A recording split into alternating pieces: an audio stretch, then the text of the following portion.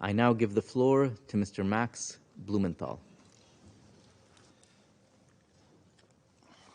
Thank you, and I thank Alex Rubenstein and Wyatt Reed for helping me prepare this address. Wyatt Reed is a journalistic colleague of mine who, in October 2022, happened to be in Donetsk when his hotel was shelled by the Ukrainian military with a apparently U.S.-made howitzer, nearly killing him. He was 100 meters away. I'm also here with my friend, the civil rights activist Randy Kretiko, who was more recently in Donetsk and witnessed regular HIMARS attacks on civilian targets. I am here not only as a journalist who spent over 20 years writing books, producing documentaries, and writing articles about conflict and politics from several continents. I'm also here as an American taxpayer who's been dragooned into funding a proxy war that has become a threat to the regional and international stability at the expense of my countrymen and women. Just June 28th, as emergency crews worked to clean up yet another toxic train derailment in the United States, this time on the Montana River, further exposing our nation's chronically underfunded infrastructure and its threats to our health, the Pentagon announced plans to send an additional $500 million worth of military aid to Ukraine. The development came as Ukraine's army enters the third week of a vaunted counteroffensive that CNN describes as, quote, not meeting expectations, and which even Volodymyr Zelensky says is going slower than desired. As Ukraine's military failed to breach Russia's primary defense line, CNN reported on June 12th that Kiev had lost, quote, lost 16 U.S.-made armored vehicles sent to the country. So what did the Pentagon do? It simply passed that bill down to average U.S. taxpayers like myself, charging us another $325 million to replace Ukraine's squandered military stock.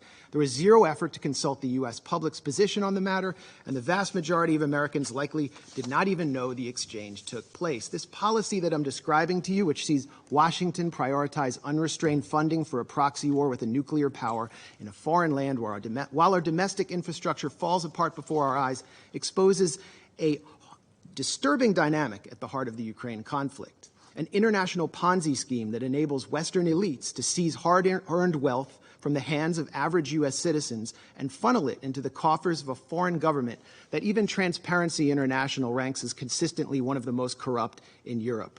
The U.S. government has yet to conduct an official audit of its funding for Ukraine. The American public has no idea where their tax dollars are going. And that's why this week, we at the Gray Zone published an independent audit of U.S. tax dollar allocation to Ukraine throughout the fiscal years 2022 and 23. Our investigation was led by Heather Kaiser, a former military intelligence officer who served in Iraq and Afghanistan. We found, among many bizarre payments, a $4.5 million payment from the U.S. Social Security Administration to the Kiev government. We found $4.5 billion worth of payments from the U.S.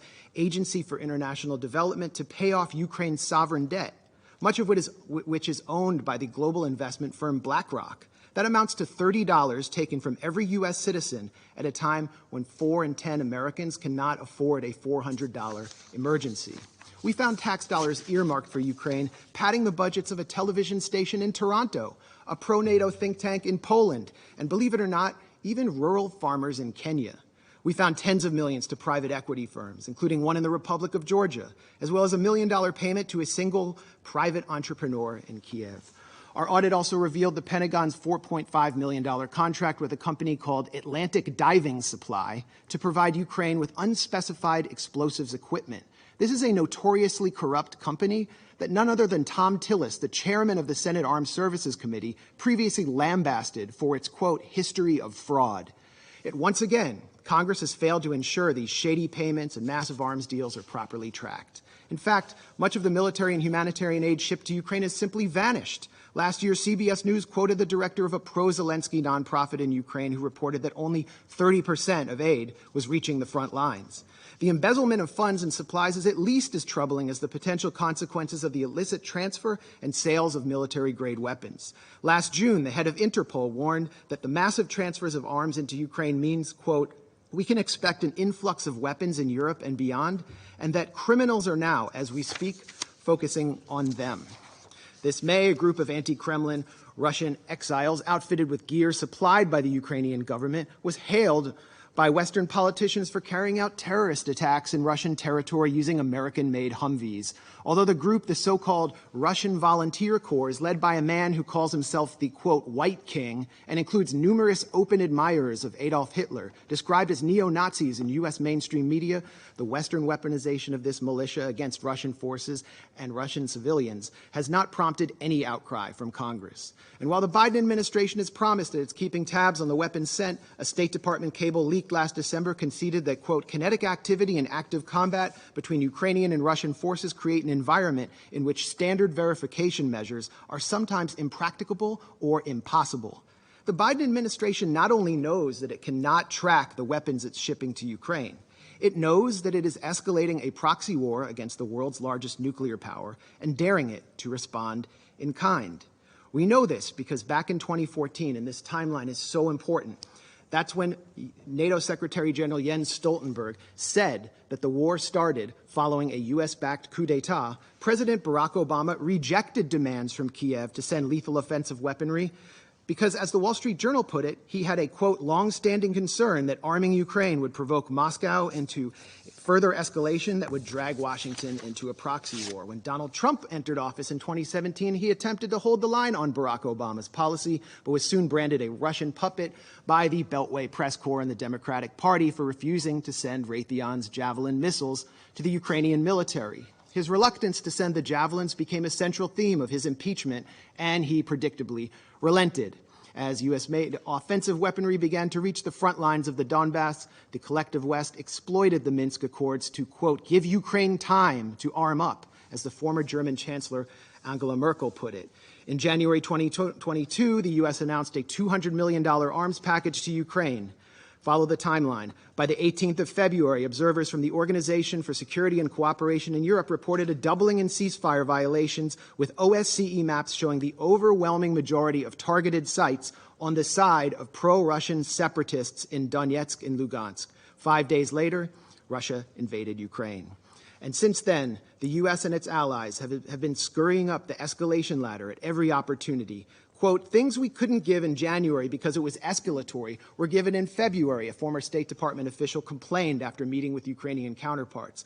And things we couldn't give in February, we can in April. That has been the distinct pattern, starting with, for crying out loud, Stingers, referring to shoulder-mounted rockets. Joe Biden himself said in March 2022, the idea that we're going to send in offensive equipment and have planes and tanks, don't kid yourself. No matter what you all say, that's called World War III. Just over a year later, Biden changed his tune, backing a plan to provide F-16 fighter jets to Ukraine, and after pressuring Germany to send in the tanks he once feared would provoke World War III. It would only take 2 months from the time Ukraine received HIMARS, Lockheed-made HIMARS systems for the U.S.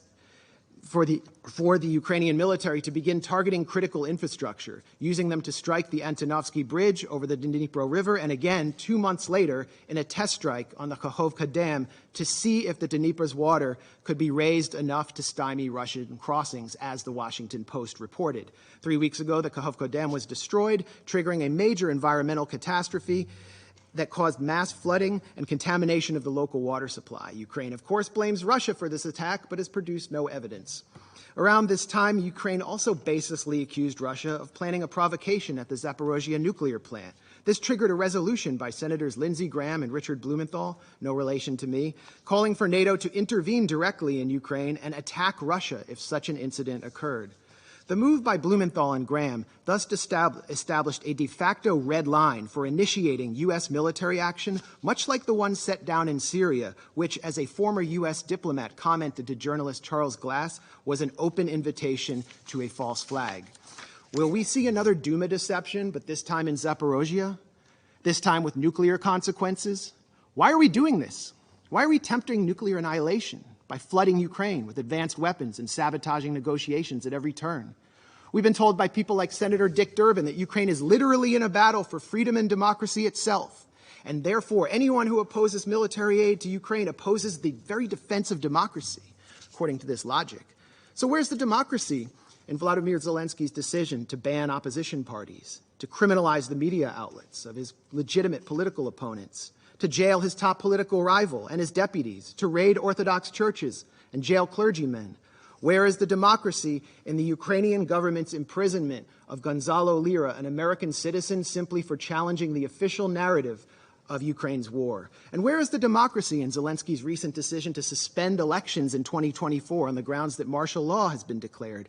The answer is that Ukrainian democracy is harder to find these days than that country's commander-in-chief, Valery Zaluzhny. Senator Lindsey Graham has offered a much more grim and more on-the-mark rationale for supplying Ukraine with billions in weapons. As the senator boasted during a recent visit with Zelensky in Kiev, the Russians are dying. It's the best money we've ever spent. I repeat, the Russians are dying. It's the best money we've ever spent. And Graham has also said that Americans are ready to fight this war down to the last Ukrainian. While official casualty numbers are strictly classified, we must worry that Ukraine is well on its way to fulfilling the senator's ghoulish fantasies. As a Ukrainian soldier complained this month to Vice News, we don't know what Zelensky's plans are, but, quote, it looks like the extermination of its own population, like of the combat-ready and working-age population. That's it. Indeed, military cemeteries in Ukraine are expanding almost as rapidly as the Northern Virginia McMansions and beachfront estates of executives from Lockheed Martin, Raytheon, and assorted Beltway contractors benefiting from the second highest level of military spending since World War II.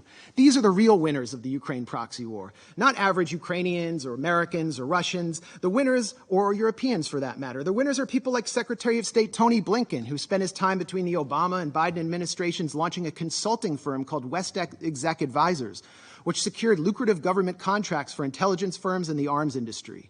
Blinken's former partners at West Exec include Director of National Intelligence Avril Haines, CIA Deputy Director David Cohen, former White House Press Secretary Jen Psaki, and almost a dozen current and former members of Biden's national security team. Defense Secretary Lloyd Austin, for his part, is a former and possibly future board member of Raytheon, and an ex-partner of Pine Island Capital Investment, which collaborates with West Exec and which Blinken himself has advised. Meanwhile, the current U.S. ambassador to this body, the UN, Linda Thomas-Greenfield, is listed as a senior counsel at the Albright Stonebridge Group, a self-described commercial diplomacy firm that also finesses government contracts for the intelligence and arms sector, and which was founded by Madeleine Albright, infamously known for her comments that the deaths by sanctions of 500,000 Iraqi children were worth it.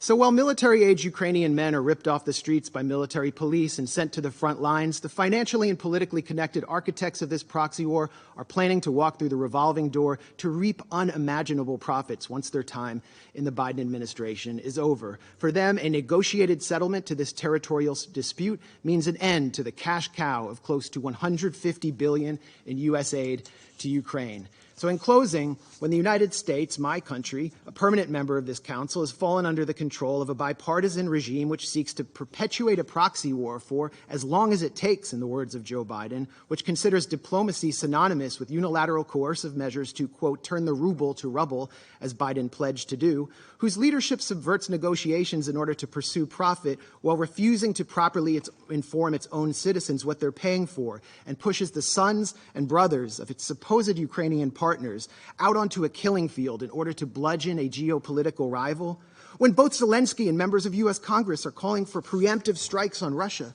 which have nothing to do with Article 51 of the UN Charter, this Council must take action to enforce that charter. That charter is clear that the Security Council must use its authority to guarantee a pacific settlement of dispute, particularly when it threatens international security. That should not only apply to Russia and Ukraine. This Council has an obligation to strictly monitor and restrain the U.S. and the illegal military formation known as NATO. Thank you. I thank Mr. Blumenthal for his briefing.